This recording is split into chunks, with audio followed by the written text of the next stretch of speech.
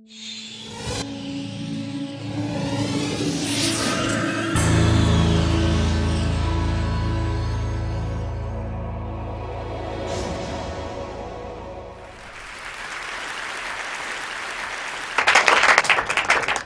why does good sex so often fade, even for couples who continue to love each other as much as ever? And why does good intimacy not guarantee good sex, contrary to popular belief? Or the next question would be, can we want what we already have? That's the million-dollar question, right? And why is the forbidden so erotic? What is it about transgression that makes desire so potent? And why does sex make babies and babies spell erotic disaster in couples? It's kind of the fatal erotic blow, isn't it? And when you love, how does it feel? And when you desire, how is it different? These are some of the questions that are at the center of my exploration on the nature of erotic desire and its concomitant dilemmas in modern love. So I traveled the globe, and what I'm noticing is that everywhere where romanticism has entered, there seems to be a crisis of desire. A crisis of desire as in owning the wanting. Desire as an expression of our individuality, of our free choice, of our preferences, of our identity. Desire that has become a central concept as part of modern love and individualistic societies. You know, this is the first time in the history of humankind where we are trying to experience sexuality in the long term, not because we want 14 children for which we need to have even more because many of them won't make it, and not because it is exclusively a woman's marital duty. This is the first time that we want sex over time about pleasure and connection that is rooted in desire. So what sustains desire and why is it so difficult? And at the heart of sustaining desire in a committed relationship, I think, is the reconciliation of two fundamental human needs. On the one hand, our need for security, for predictability, for safety, for dependability, for reliability, for permanence, all these anchoring, grounding experiences of our lives that we call home. But we also have an equally strong need, men and women, for adventure, for novelty, for mystery, for risk, for danger, for the unknown, for the unexpected, surprise, you get the gist, for journey, for travel. So reconciling our need for security and our need for adventure into one relationship, or what we today like to call a passionate marriage, used to be a contradiction in terms. Marriage was an economic institution in which you were given a partnership for life in terms of children and social status and succession and companionship. But now we want our partner to still give us all these things, but in addition, I want you to be my best friend and my trusted confidant and my passionate lover to boot, and we live twice as long. So we come to one person, and we basically are asking them to give us what once an entire village used to provide.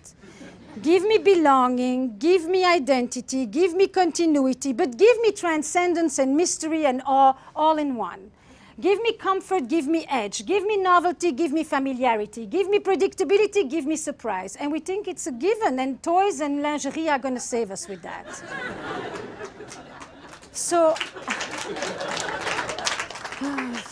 So now we get to the existential reality of this story, right?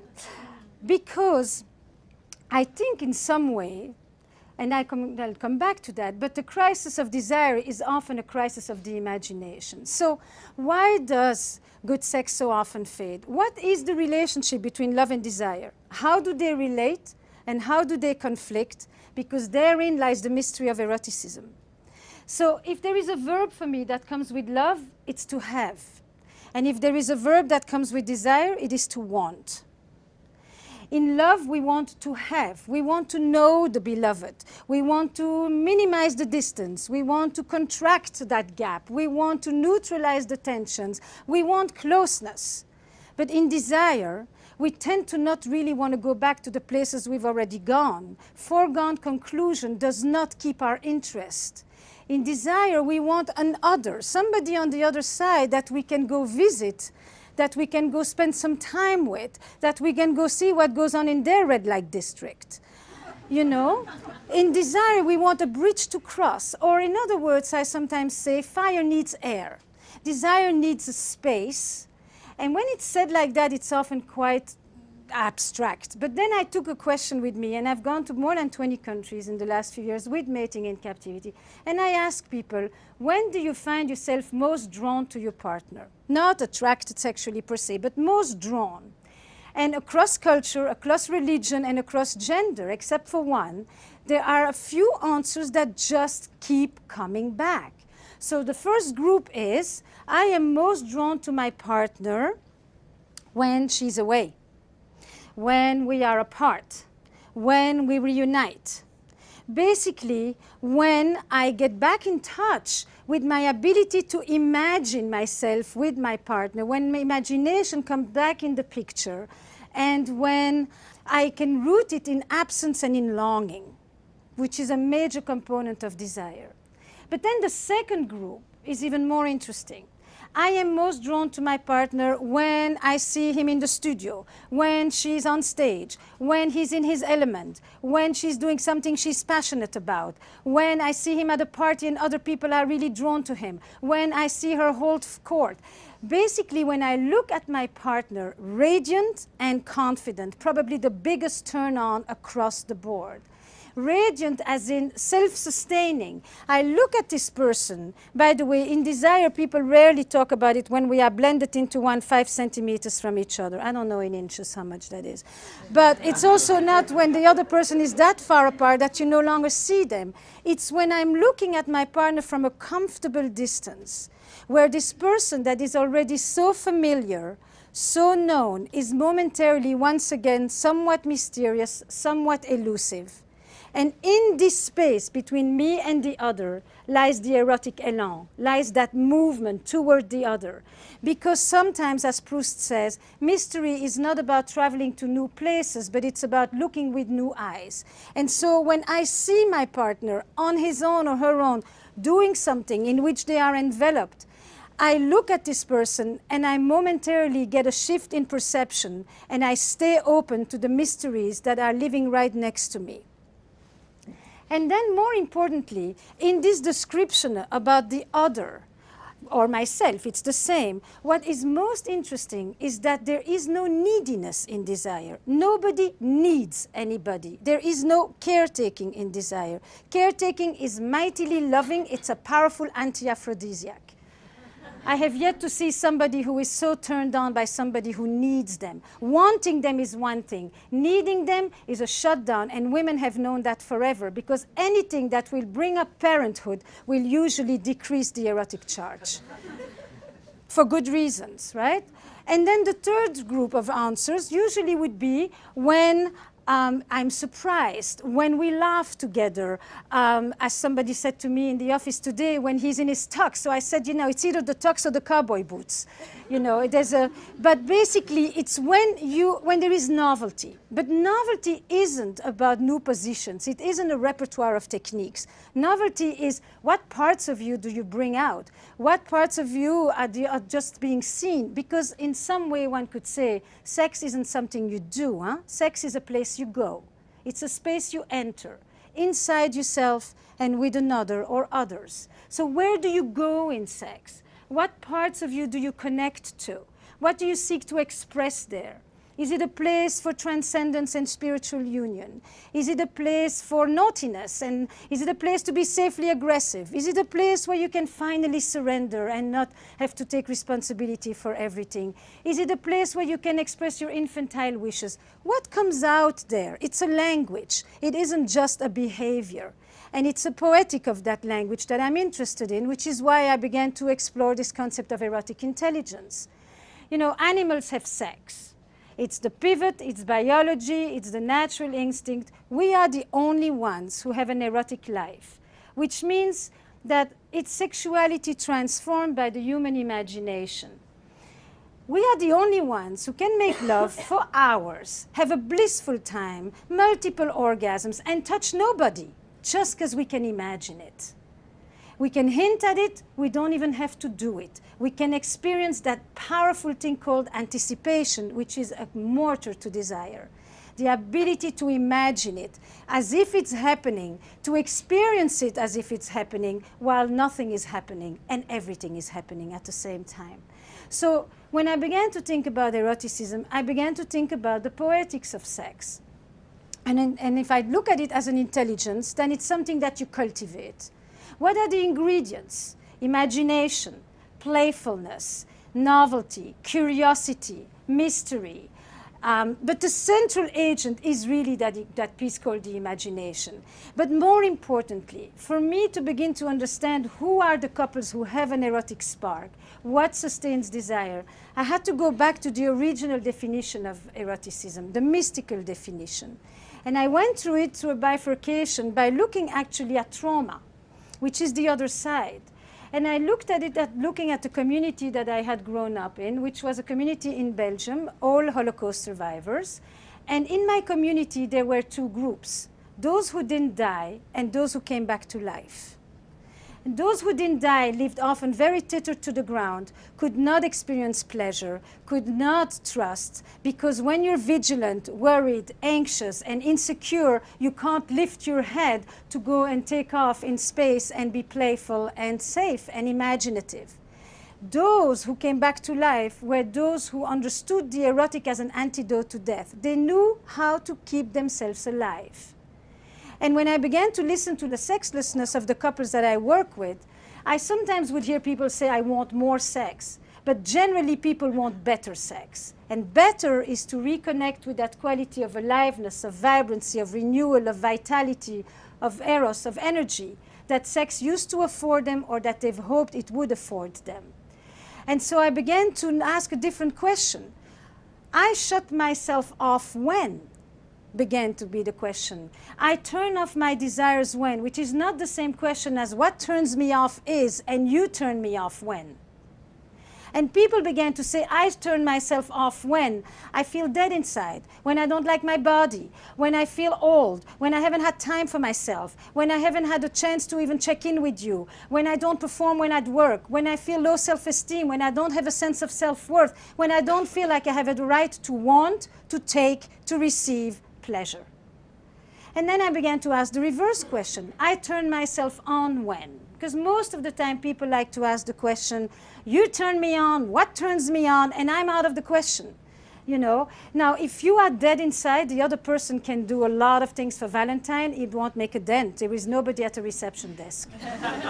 You know? So I turn myself on when? I turn my desires. I wake up when? You know? Now, in this paradox between love and desire, what seems to be so puzzling is that the very ingredients that nurture love, mutuality, reciprocity, protection, worry, responsibility for the other, are sometimes the very ingredients that stifle desire. Because desire comes with a host of feelings that are not always so favorites of love. Jealousy, possessiveness, aggression, power, dominance, naughtiness, mischief. Basically, most of us, you know, will get turned on at night by the very same things that we will demonstrate against during the day. You know, the erotic mind is not very politically correct. If everybody was fantasizing on a bed of roses, we wouldn't be having such interesting talks about this. You know, but no, in our mind up there are a host of things going on that we don't always know how to bring to the person that we love, because we think love comes with selflessness, and in fact desire comes with a certain amount of selfishness in the best sense of the word. The ability to stay connected to oneself in the presence of another. So I want to draw that little image for you, because this need to reconcile these two sets of needs, we are born with that. Our need for connection, our need for separateness, or our need for security and adventure, or our need for togetherness and for autonomy. And if you think about the little kid who sits on your lap, and who is cozily nested here and very secure and comfortable. And at some point, all of us need to go out into the world to discover and to explore. That's the beginning of desire. That next exploratory needs curiosity, discovery. And then at some point they turn around and they look at you. And if you tell them, hey kiddo, the world's a great place, go for it, there's so much fun out there, then they can turn away and they can experience connection and separateness at the same time. They can go off in their imagination, off in their body, off in their playfulness, all the while knowing that there's somebody when they come back to. But if on this side there is somebody who says, I'm worried, I'm anxious, I'm depressed, my partner hasn't taken care of me in so long, what's so good out there? Don't we have everything you need together, you and I? Then there are a few little reactions that all of us can pretty much recognize. Some of us will come back, came back a long time ago. And that little child who comes back is the child who will forgo a part of himself in order not to lose the other. I will lose my freedom in order not to lose connection. And I will learn to love in a certain way that will become burdened with extra worry and extra responsibility and extra protection. And I won't know how to leave you in order to go play, in order to go experience pleasure, in order to discover, to enter inside myself. Translate this into adult language. It starts very young, it continues into our sex lives up to the end. Child number 2 comes back but looks like that over their shoulder all the time. You know, are you going to be there? You're going to curse me? You're going to scold me? You're going to be angry with me? And they may be gone, but they're never really away. And those are often the people that will tell you in the beginning it was super hot. Because in the beginning, the growing intimacy wasn't yet so strong that it actually led to the decrease of desire. The more connected I became, the more responsible I felt, the less I was able to let go in your presence. The third child doesn't really come back. So what happens if you want to sustain desire, it's that real dialectic piece. On the one hand, you want the security in order to be able to go. On the other hand, if you can't go, you can't have pleasure, you can't culminate, you don't have an orgasm, you don't get excited because you spend your time in the body and the head of the other and not in your own. So in this dilemma about reconciling these two sets of fundamental needs, there are a few things that I've come to understand erotic couples do. One, they have a lot of sexual privacy. They understand that there is an erotic space that belongs to each of them. They also understand that foreplay is not something you do 5 minutes before the real thing. Foreplay pretty much starts at the end of the previous orgasm. They also understand that an erotic space isn't about you begin to stroke the other. It's about you create a space where you leave Management Inc., maybe where you leave the Agile program, and you actually just enter that place where you stop being the good citizen who is taking care of things and being responsible. Responsibility and desire just butt heads. They don't really do well together. Erotic couples also understand that passion waxes and wanes. It's pretty much like the moon. It has intermittent eclipses. But what they know is they know how to resurrect it. They know how to bring it back. And they know how to bring it back because they have demystified one big myth, which is the myth of spontaneity, which is that it's just going to fall from heaven while you're folding the laundry like a deus ex machina. And in fact, they understood that whatever is going to just happen in a long-term relationship already has. Committed sex is premeditated sex. It's willful, it's intentional, it's focus and presence. Merry Valentine.